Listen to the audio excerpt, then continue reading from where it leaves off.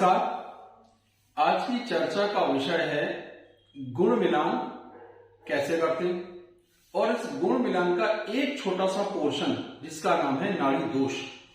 तो पूरी चर्चा सिर्फ नाड़ी दोष पर होगी और कोशिश किया जाएगा हर प्रश्न का उसमें उत्तर ले लिया जाए।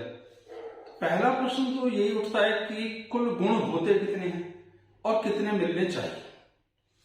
तो गुण होते हैं कुल 36 और कम से कम 18 गुण मिलने चाहिए। लेकिन इसमें एक क्लॉज ये है कि गुण की नंबर संख्या अभी बताऊंगा 7 और 8 यानी भकूट दोष और नाड़ी दोष का मिलना अति आवश्यक है और न भी मिले तो काम चल जाएगा। तो रूल ये हुआ कि कुल 8 तरह की चीजों को मिलाया जाता है, उसमें से 7वें नंबर और 8वें नंबर के गुणांक मिलने अति आवश्यक हैं। और आज की चर्चा उस 8वें नंबर के गुणांक जिसे नाड़ी दोष कहते हैं पर ही है। कौन कौन से हैं पहले इनको देख लेते हैं। मैं बोल भी रहा हूं और लिस्ट में नाम भी दिया जा रहा है। तो उन्हें सबसे पहला होता है वर्ण दोष। इसका कुल 1 नंबर काउंट किया जाता है। उसके बाद होता है वश्य दोष, इसके कुल 2 नंबर हैं। फिर तारा 3, योनि मैचिंग करते हैं 4 नंबर। उसके बाद में आता है ग्रह मैत्री 5, गण दोष 6, भकूट दोष 7 नंबर, नाड़ी दोष 8 नंबर। इस तरह से कुल मिला के 36 गुण हो जाते हैं। लेकिन इस 36 में से कम 18 मिलने चाहिए और 7 नंबर वाला यानी भकूट दोष, 8 नंबर वाला यानी नाड़ी दोष जरूर मिलना चाहिए। तो आज का पूरा वीडियो केवल नाड़ी दोष पर ही हो रही है। तो आपने ये तो देख लिया कि गुण कितने होते हैं और उसमें कितने गुण मिलने जरूरी हैं। और तीसरा सवाल था कि नाड़ी और भकूट दोष का मैच होना बहुत जरूरी है। अब नाड़ी मिलान में मैक्सिमम कितने नंबर आ सकते हैं या कम से कम कितने। तो अगर नाड़ी मैचिंग हो रही है तो पूरे 8 में से 8 नंबर आएंगे और नहीं हो रही है तो 0। बीच में नंबर नहीं आ सकते, या तो 0 आएगा या पूरे 8 नंबर आएंगे। ये 2 सवाल हो गए हैं। अब सवाल आता है कितनी तरह की नाड़ी हो सकती हैं। तो 3 तरह की नाड़ी हैं, आद्या, मध्य और अंत्य। इसी में सारे 27 नक्षत्रों की नाड़ी आ जाती है। यानी 9 नक्षत्र आते हैं या 9 नक्षत्रों की नाड़ी 1 और 9 नक्षत्रों की 1 और 9 नक्षत्रों की 1, कुल मिलाकर 3 नाड़ी हैं, 27 नक्षत्र हैं। हर एक नाड़ी के हिस्से में 9 नक्षत्र आ जाते हैं। अब सवाल ये आता है कि हमारी नाड़ी कौन सी है, हम कैसे पता लगाएं। अगर आप जानते हैं कि आपकी राशि और आपका जन्म नक्षत्र क्या है तो मैं लिस्ट दे रहा हूं, आप देख सकते हैं। तो सबसे पहले आद्या नाड़ी के बारे में देखते हैं। अश्विनी, आर्द्रा, पुनर्वसु, उत्तरा फाल्गुनी, हस्त, ज्येष्ठा, मूल, शतभिषा और पूर्वा भाद्रपद, इन 9 नक्षत्रों की नाड़ी आद्या होती है। अगले होते हैं मध्य नाड़ी वाले, भरणी, मृगशीर्ष, पुष्य, पूर्वा फाल्गुनी, चित्रा, अनुराधा, पूर्वाषाढ़ा, धनिष्ठा, उत्तरा भाद्रपद, इन 9 नक्षत्रों की नाड़ी होती है मध्य। अब अंत्य में आते हैं कृतिका, रोहिणी, आश्लेषा, मघा, स्वाति, विशाखा, उत्तराषाढ़ा, श्रवण, रेवती। इस तरीके से हमने जान लिया कि कुल कितने। अब सारे आप एक साथ भी देख सकते हैं कि कौन कौन से नक्षत्र की कौन सी नाड़ी है। यानी आपके लिए अब सहज है ये पता करना कि हमारी नाड़ी कौन सी है। सवाल यहां से शुरू होता है कि क्या नाड़ी दोष में विवाह हो सकता है। ईमानदारी से नाड़ी दोष में विवाह नहीं हो सकता है। क्यों नहीं हो सकता पे चर्चा करते हैं कि जो नाड़ी है इनका अपना एक स्वभाव है। त्रिदोष के हिसाब से देते हैं, देखा जाता है इसको। तो जो नाड़ी आपकी आद्या नाड़ी है ये वात स्वभाव समझी जाती है, यानी तीन दोष होते हैं, वात पित्त कफ। तो ये वात स्वभाव समझी जाती है, और वात मतलब वायु से संबंधित समस्याएं इन लोगों को ज्यादा हो सकती हैं। अगर दोनों की नाड़ी सेम होगी तो उनमें आपसी सामंजस्य में कमी आएगी, क्योंकि दोनों ही बहुत चंचल होंगे। इससे उनका वैवाहिक जीवन डिस्टर्ब हो सकता है, आपसी तालमेल में कमियां देखने में आ सकती हैं, एक दूसरे के प्रति प्रेम कम हो सकता है, और किसी और से प्रेम होने की संभावना से इनकार नहीं, क्योंकि ये मन को अति चंचल बना देती है, वायु प्रकृति है। इसलिए सेम नाड़ी में विवाह नहीं करना चाहिए। और वो एक बात हो गई। चलिए, मध्य नाड़ी पित्त प्रधान है, पित्त स्वभाव की नाड़ी है, उसमें अहंकार, क्रोध, दंभ बहुत होता है। अकेले तक में कोई बुरी बात नहीं है, लेकिन अगर पति पत्नी दोनों की ही नाड़ी एक होगी, दोनों में ही दंभ बहुत होगा, दोनों में ही अपनी बातों को बड़ा रखने की स्वभाव होगा, तो सोचिए जीवन चलेगा कैसे, जीवन को हम चलाएंगे कैसे। यहां से समस्या शुरू होती है। तो इसके लिए जब दोनों की नाड़ी सेम होगी तो सबसे बड़ी समस्या आती है कि वो अहम के टकराव में ही छोटी छोटी बातों पर जिद करना, तो वो तालमेल, वो अपनापन, वो प्रेम जागृत ही नहीं हो पाएगा जो परिवार को आगे चलाने के लिए आवश्यक होता है। ये दो बातें यहां तक समझ में आ गई। तीसरी होती है अंत्य नाड़ी, ये कफ प्रधान होती है। इसमें विशेष समस्या यह है कि दोनों ही एक दूसरे के प्रति थोड़े धीमे स्वभाव से चलते हैं। उनमें एक दूसरे के प्रति आकर्षण जागने के बजाय उदासीनता बढ़ती है।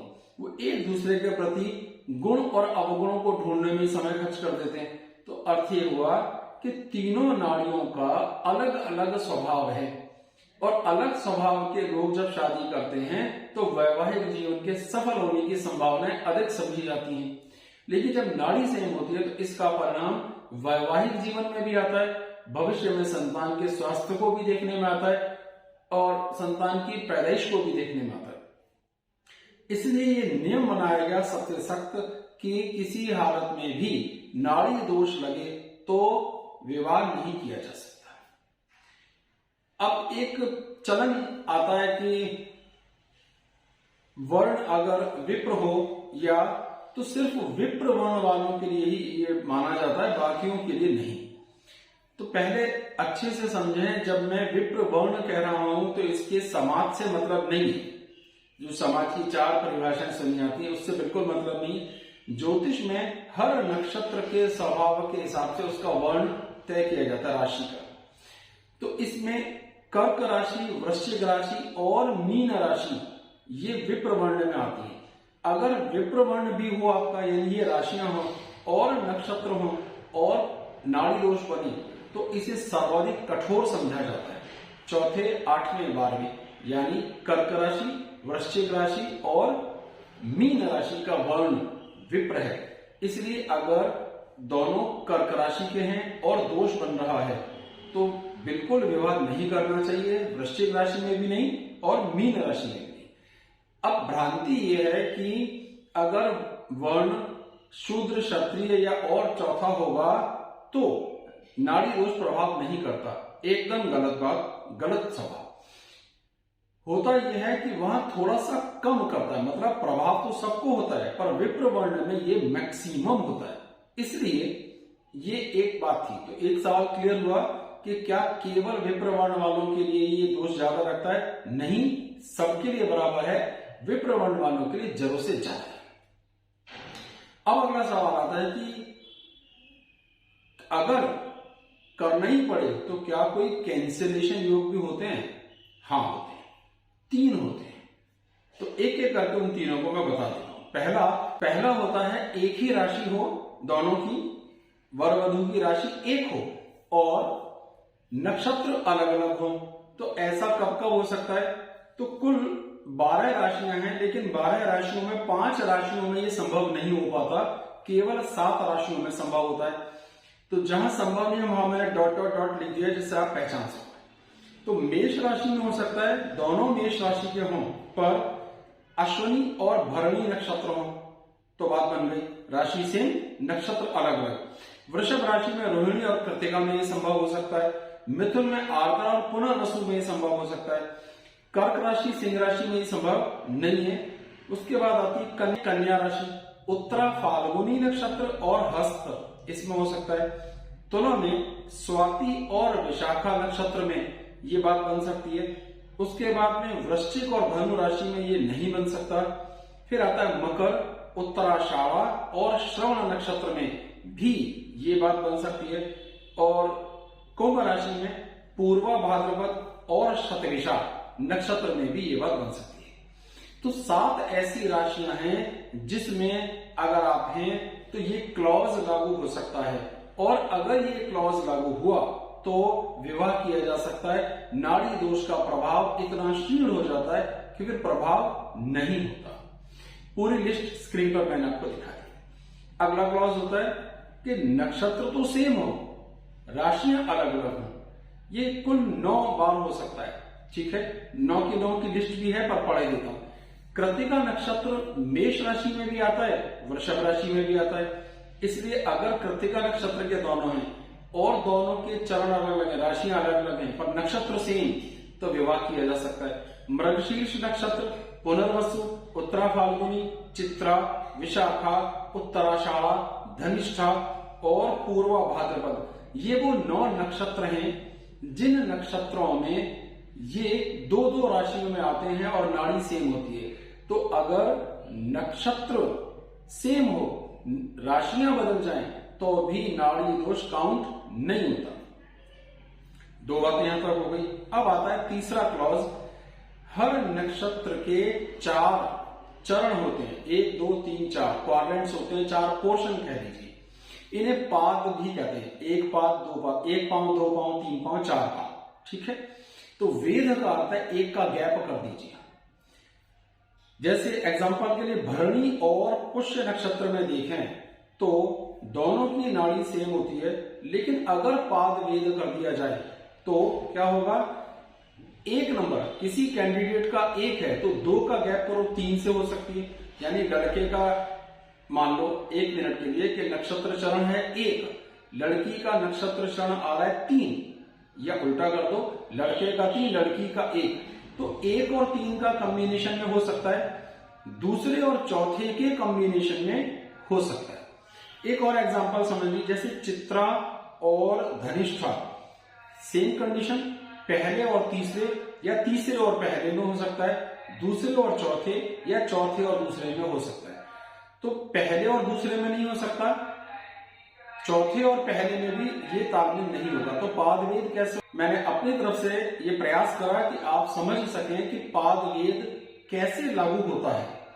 ये 3 मुख्य नियम हैं जिससे नाड़ी दोष लगने के बाद भी कैंसल हो जाता है। एक और चलता है पर उसका कुछ बहुत अच्छा मान्यता नहीं है कि जिन नक्षत्रों के स्वामी शुभ ग्रह हों, जैसे शुक्र, गुरु, बुध, तो उन पर भी ये प्रभाव कम करता है। पर ये सभी सर्वमान्य बात नहीं है। कालिदास जी ने किताब में इसको लिखा है, लेकिन ये सर्वमान्य बात नहीं है, क्योंकि ऐसा करेंगे तो फिर इस नियम की तोड़, इस नियम का उल्टा भी तुरंत लागू हो जाता है। इसलिए इस भ्रांति से हमें बचना है। केवल यही 3 नियम हैं जिससे नाड़ी दोष लगने के बाद कैंसल हो जाता है। तो मुझे उम्मीद है कि ये विषय आपको समझ में आ गया होगा। 1-2 बार देखेंगे तो अपने लिए स्वयं नाड़ी दोष लगा कि नहीं, कैंसल हुआ कि नहीं, आकलन कर सकते हैं। बहुत बहुत धन्यवाद। जय श्री राम।